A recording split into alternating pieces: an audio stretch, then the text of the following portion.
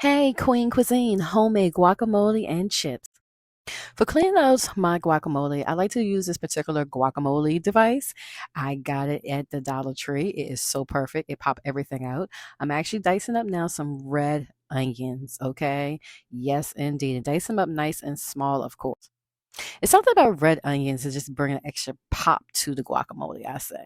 And then I'm gonna actually dice up my tomatoes. Yes, dice them up. But that's not all, peoples. No, no, no.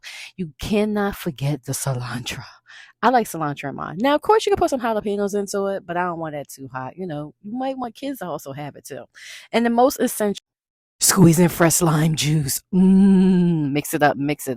Seasons always mix your garlic salt, slap your mama, all seasoning. I mean, you do it all up, you know what I mean? But when it comes to the homemade chips, it's just a matter of slicing up some corn tortillas, lay out some nice, wonderful oil on top of them, and season them really, really good with some salt.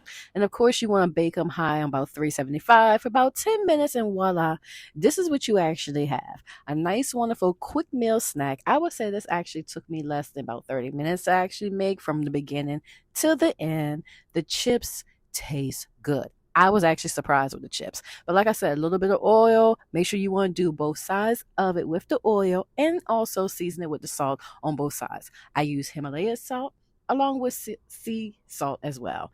And of course, the guacamole, I mean, it was superb. Can't go wrong with it. Yum, yum, yum. That's right. Diamond to Queen, Queen Cuisine. Hey.